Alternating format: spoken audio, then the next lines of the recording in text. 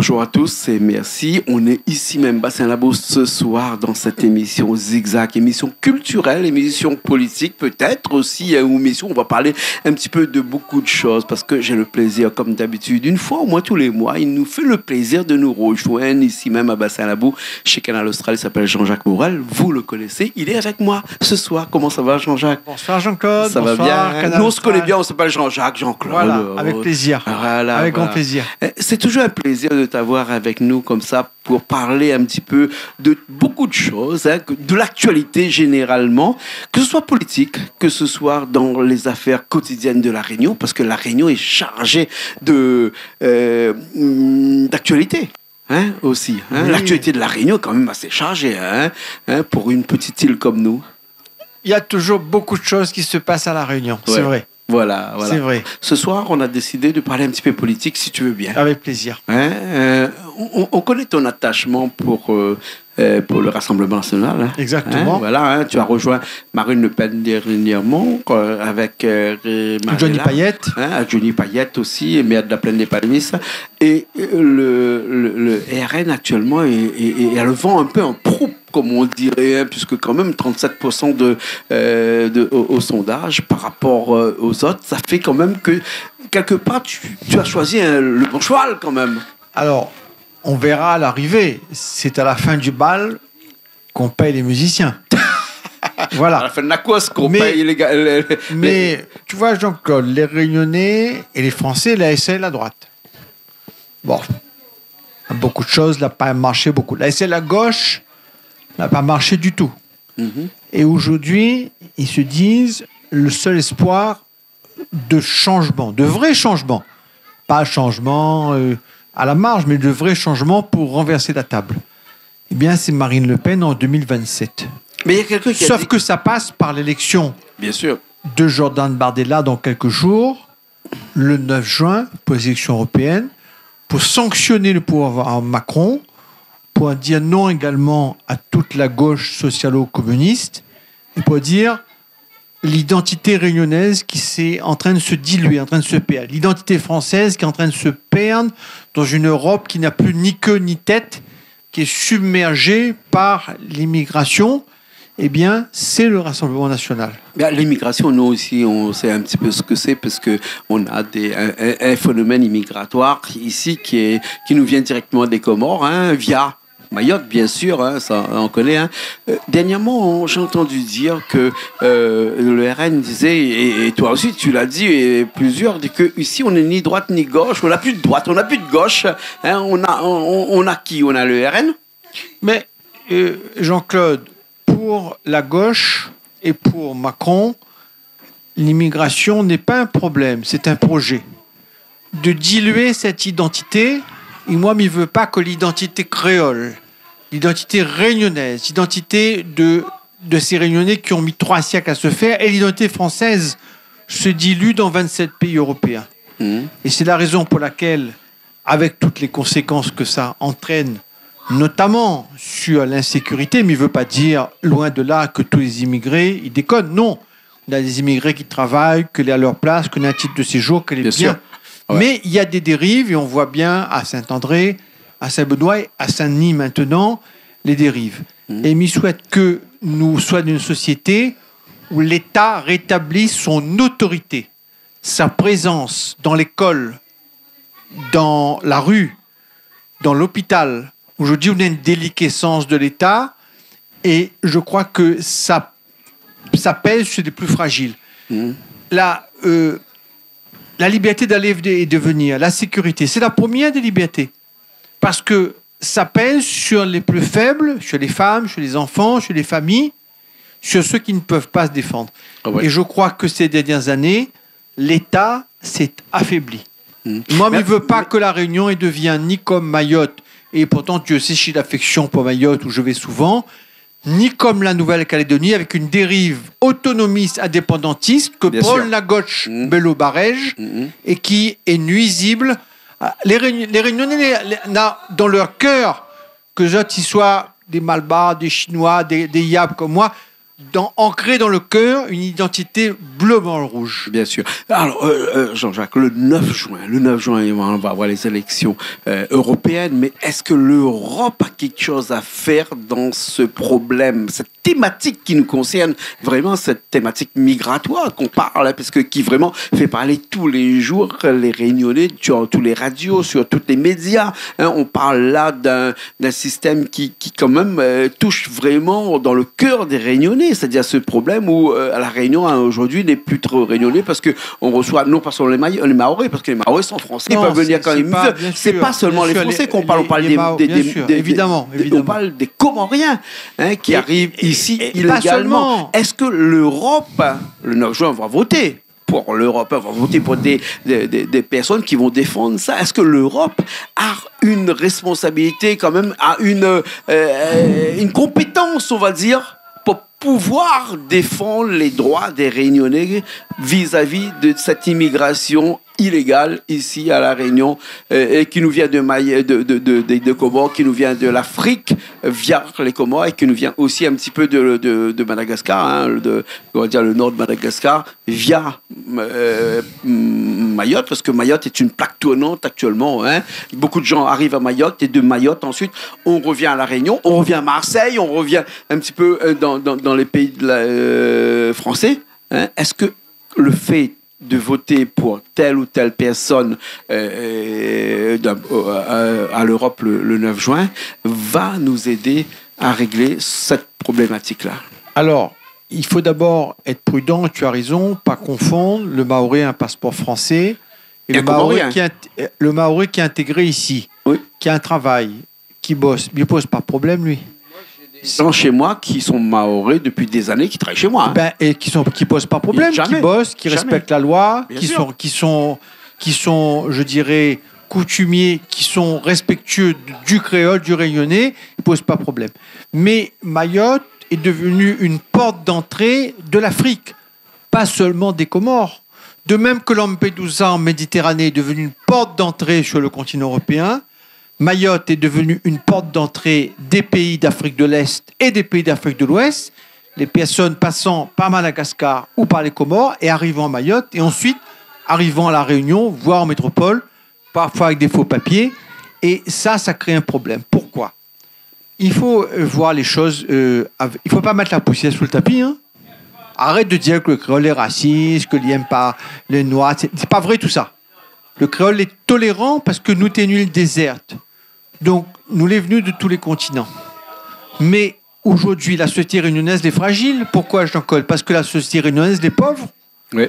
Et on ne peut pas introduire dans une société qui est fragile, qui est pauvre, où on a beaucoup de malheureux, une dose d'immigration qui est incontrôlée et qui fait penser, qui donne l'impression aux Réunionnais que l'y passe après pour le logement, comme à Saint-Denis, c'est le cas, qu'il y passe après pour l'emploi, qu'il y passe après pour l'aide sociale, et où la France devient une espèce de guichet unique ouvert pour le rapprochement familial, pour accueillir le monde entier. Michel Rocard, Premier ministre de gauche socialiste, avait dit « La France ne peut pas accueillir toute la misère du monde. » Exactement. Mais c'est lui qui avait dit ça. Exactement. Est-ce que Michel Rocard est un extrémiste, un fasciste ? Non, pas du tout. C'était quelqu'un de sensé. C'était Premier ministre de Mitterrand. Bien sûr. Mais aujourd'hui, il y a une espèce d'aveuglement. Dès qu'on dit attention, la société réunionnaise souffre, les Réunionnais sont souvent en difficulté et on ne peut plus accueillir davantage d'immigrés, eh bien, tout de suite, les hypocrites, je dirais, disent « Ah ben non, c'est pas vrai ». Moi, je dis qu'aujourd'hui, je préfère faire en sorte que les Réunionnais bénéficient de l'Europe. Et Dieu, si, il faut être européen, parce qu'on a Erasmus pour les étudiants, on peut bénéficier de programmes européens. On est quand même dans les 5 pays d'outre-mer, comme on appelle, l'Europe nous appelle les ultramarins. Hein, voilà, oui. Hein. De ces 5 ultramarins, on est quand même celui qui est le plus favorisé quand même. On est quand même le bien chouchou. Sûr. Mais c'est pour ça qu'il faut être européen. Des ultramarins, puisque il faut regarder le FEDER, ce que le FEDER nous amène bien ici. Sûr, mais hein, plus de 3 milliards par an. Bien sûr, mais attention, la France, les contributeurs nets, c'est-à-dire que nous paye plus que nous reçoit. Bien sûr. Hein? Et il est vrai que comme nous les Outre-mer, sur un certain nombre de projets, comme les routes, comme les lycées, comme les constructions. L'agriculture. L'agriculture nous obtient des... Mais c'est normal parce que nous payons avec les impôts des Français. Mais c'est normal parce que on reçoit quand même beaucoup d'argent du FEDER, de l'Europe. Mais c'est pour ça que quand même une économie interne ici. C'est pour ça que quand Marine Le Pen, je rencontre les planteurs à La Réunion, à la Maison de la Vanille, il y a un mois, à la Brapanon, qui disent mais les planteurs souffrent parce que nous ne pouvons plus exporter les mangues. Parce que quand nous importons des piments, ils imposent à nous des normes qu'ils n'imposent pas, par exemple, aux piments mauriciens. Ouais. Donc, c'est inégal pour nos planteurs, nos éleveurs. Et le monde agricole, il souffre beaucoup. Et c'est pour ça qu'aujourd'hui, il faut bien sûr être européen. Mais sans diluer, sans supprimer notre identité réunionnaise et notre identité française. C'est pour ça que Et il faut l'Europe des nations que prône Jordan Bardella, avec Marie-Luce Brasier, qui est la candidate du Rassemblement national, qui est la seule. Tout le temps, la gauche dit les femmes. Mais vote pour une femme. Marie-Luce Brasier, qui est une femme de planteur de litchi, son mari, feu Maurice Brasier, que j'ai bien connu, n'est plus là. Mais elle, c'est une infirmière urgentiste de Saint-Benoît à la retraite, qui est une femme comme ça, et qui prône précisément l'Europe, mais dans le respect de l'identité réunionnaise et l'identité française. Donc oui, le 9 juin, il faut se mobiliser parce que les élections européennes n'attirent pas grand monde pour faire en sorte que la Réunion, qui est une région ultra-périphérique, ne existe comme DOM, département français, grâce à l'amendement Virapoulet que la gauche veut gommer, mais nous existe... Exactement, en 73, mais nous existe également comme région ultra-périphérique et il faut donner à cette dimension de région ultra-périphérique une vision économique pour faire en sorte que la Réunion y monte, que la jeunesse puisse s'épanouir, et que cette région Réunion, qui est chère à nos cœurs, puisse, parce qu'on sait très bien que le chômage, par exemple, j'en connais 3 fois supérieur, tu es entrepreneur, tu es dans le privé comme moi, 3 fois plus de chômeurs à La Réunion qu'en métropole, et Macron n'a pas de vision ultramarine, ne s'est pas intéressé à l'outre-mer.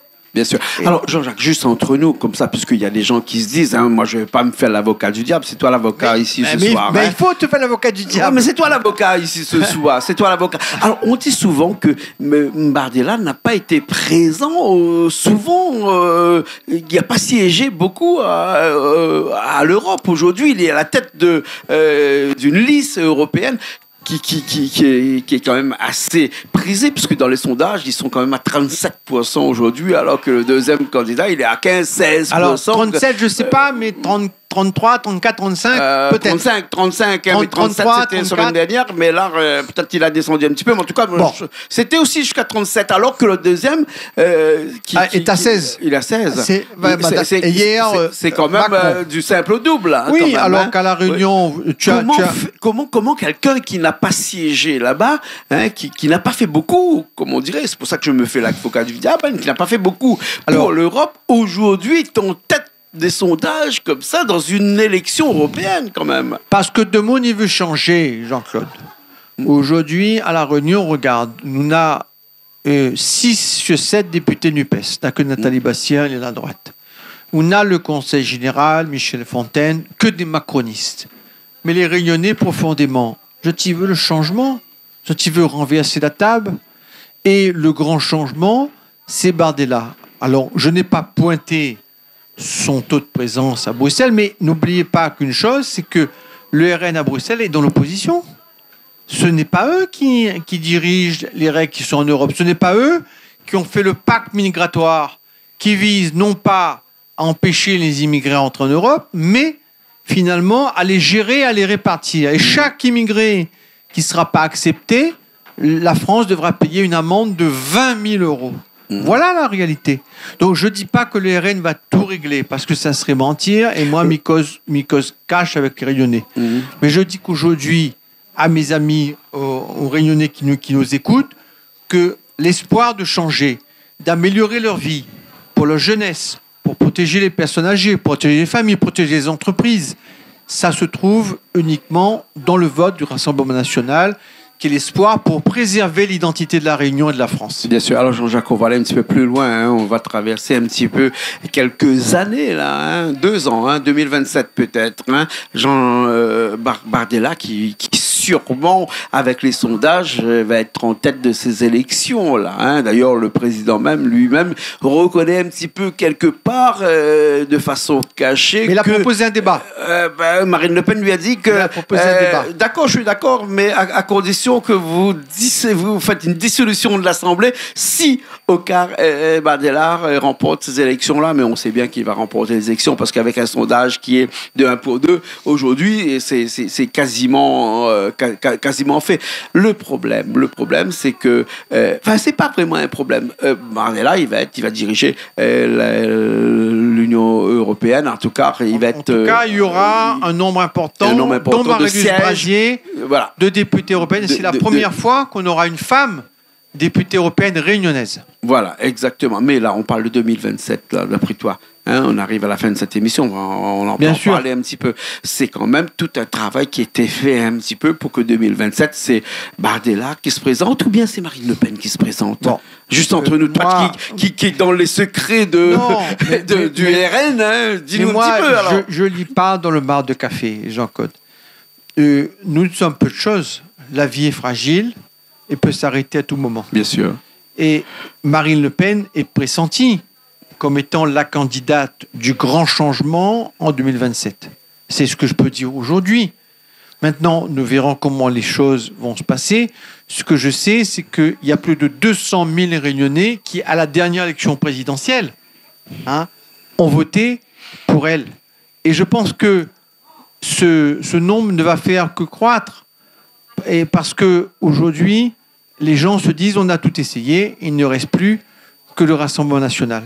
Et toutes ces insultes dont nous étions l'objet il y a quelques années, aujourd'hui, on voit que ce sont des postures qui n'ont pas fonctionné, qui ne fonctionnent plus. Mmh. Et donc, je renvoie, je dirais, la gauche à leur mépris.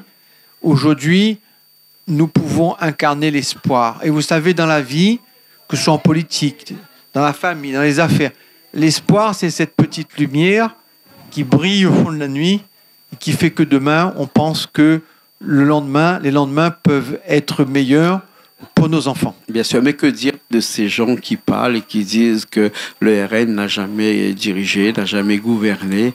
Est-ce que ça ne va pas être une première, mais une mauvaise première?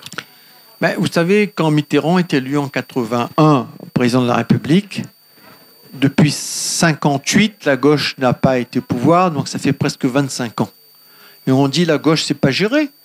Et on voit que Mitterrand a pu finalement assez bien s'en sortir, probablement grâce avec une certaine forme de talent, mais il était tout sauf un gauchiste. Vous savez, on a beaucoup dit qu'il était lui aussi issu de la droite de la droite. Bien sûr. Et il s'en est beaucoup caché après, mais je crois qu'il faut juger sur pièce. Être dans l'opposition, c'est une bonne école. C'est une bonne école. J'ai rencontré Marine Le Pen. J'ai été frappé par deux choses. À la fois par sa force de caractère, son charisme, son aura. C'est une femme qui a pris beaucoup de coups et qui est prête aujourd'hui à assumer de grandes responsabilités. Et puis, par ailleurs, j'ai été frappé par sa simplicité, son empathie, sa gentillesse, un tutoiement immédiat, sa grande écoute avec les planteurs. Vous savez ce que m'ont dit les planteurs et les éleveurs quand on les a rencontrés? Ils me disent, vous savez, les ministres avec les macronistes, président du conseil général, etc., ils passent, ils mangent de samoussa, il reste un quart d'heure et ça va.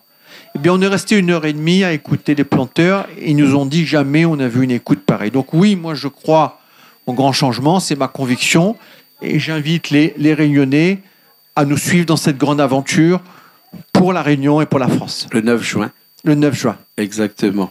Donc, en tout cas, merci beaucoup. Merci, merci Jean-Claude, merci à Canal Austral de faire de permettre ce contact, cet échange avec les Réunionnais qui est extraordinaire. Bien sûr. Merci beaucoup. Merci à François Auré qui ici à côté. Merci à François Auré. Nous a accompagnés tout au long de sa soirée. À Richard qui était aussi à la technique aussi. Et après, on vous souhaite le meilleur pour le 9 juin. Avec plaisir. Bonne soirée. Merci. À bientôt. À bientôt. Nous, on se retrouve la semaine prochaine dans une autre émission Zigzag, émission culturelle, politique. Pourquoi pas encore? Oui, parce qu'on a encore d'autres personnes qui vont venir la prochaine fois pour parler politique ici même sur ce plateau mythique de Bassin-Labou. Allez, à la semaine prochaine.